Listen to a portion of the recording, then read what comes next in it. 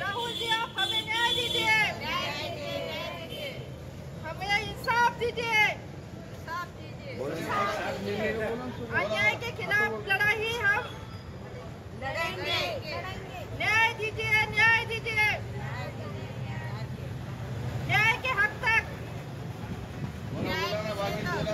काँग्रेस पक्षाचा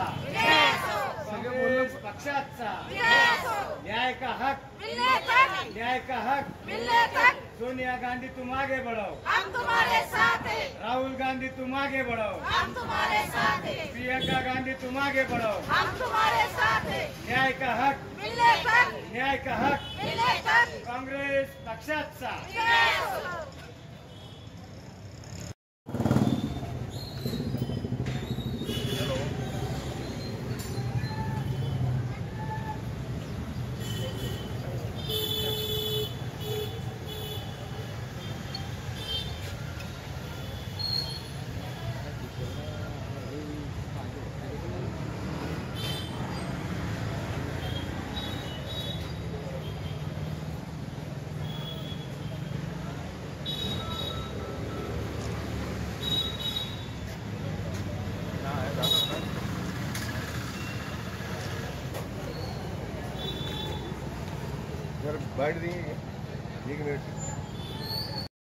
महाराष्ट्र प्रदेश कांग्रेस कमेटी के हमारे सम्मानीय अध्यक्ष हर्षवंत दादा सपकाल से अभी बात हुई है।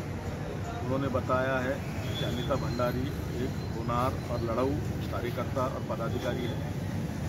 पिछले 25 साल से वो कांग्रेस में काम कर रही है। जो भी अन्याय हुआ नहीं हुआ इसकी चर्चा हम हमारे कार्यालय में पक्ष कार्यालय में बैठ के करेंगे, उनको न्याय देने का काम करेंगे और इसलिए उन्होंने मुझे भेजा है। और मैं शहर कांग्रेस कमेटी की तरफ से अनीता भंडारी को विनती करने आया हूं कि आपके साथ न्याय होगा, इसलिए आप ये ओपोजिशन पे मत बैठिए, ये विनंती करने को मैं यहाँ पर आया। सर आरोप आहे की त्यांनी पैसे घेऊन पद दिले असं त्याचे आरोप करतात, याच्याकडे कसं बघता तुम्ही? नहीं, ये आरोप प्रत्यारोप का ये चलते रहता है, मैं इसको नहीं मानता हूँ।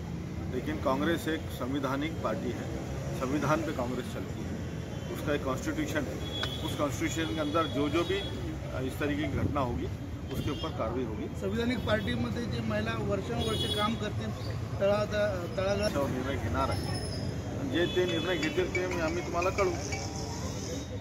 आपली काय भूमिका असणार आहे?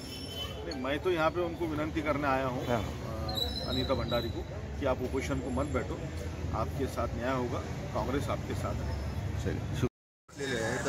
आता कधीपर्यंत तुमचं चालणार आहे आंदोलन? जोपर्यंत मला न्याय द्यायला इथं सगळे येत नाही। आपलं नाव? अनिता यश भंडारी, शहर उपाध्यक्ष। तुम्ही बोलणार? एकच मिनिट मी तुम्हाला विचारतो ताई, आज अनिता ताई जे बसलेली आहे कार्यालयासमोर, कुठेतरी त्यांना ढवळण्यात आला असं त्यांचा आरोप आहे, काय नेमकं या प्रकारे?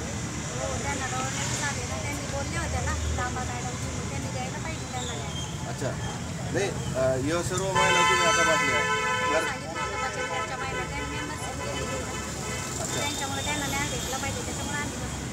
आज कधीपर्यंत चालणार महिलाचा? बरं, आता इथं तुमचे स्थानिक जे पुढारी इथले इथं आता आलेले नाही, तुम्हीच महिला बसलेले तर कल्याण काळे साहेब शहराध्यक्ष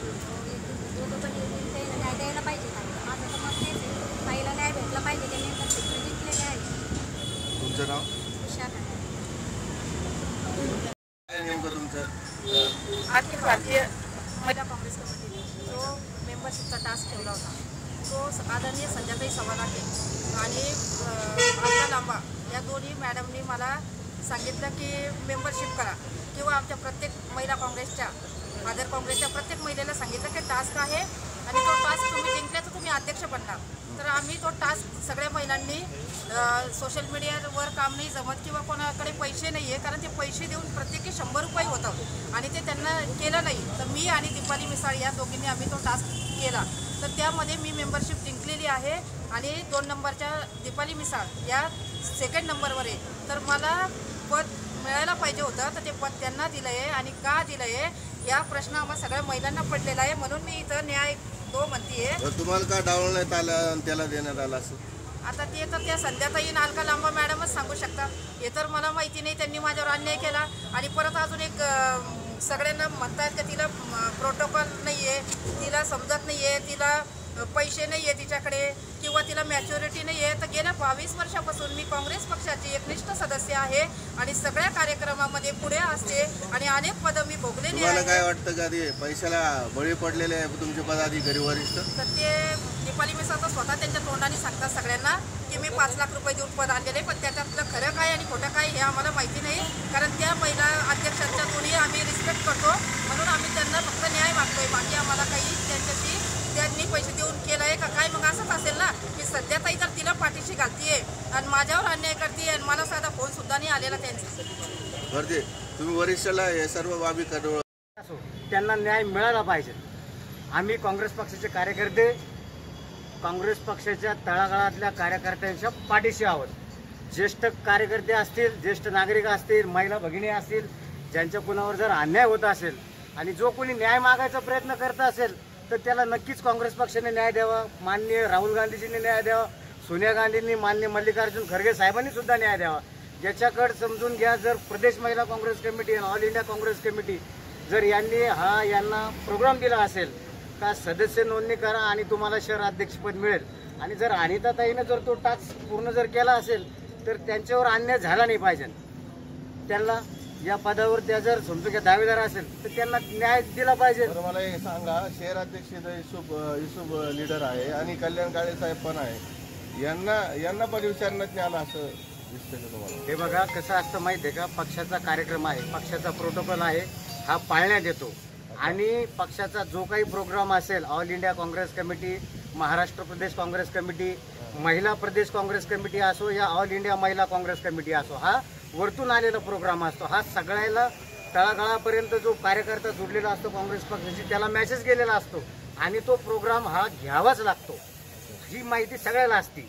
परंतु याच्यामध्ये जर काही समजून घ्या किंतु परंतु झाले असेल तर पक्षाने याची दखल घेतली पाहिजे, न्याय दिला गेला पाहिजे.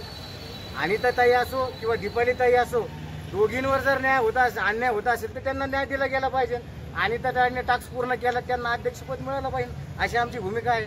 पक्षाचा मेसेज होता, पक्षाचा कार्यक्रम आहे.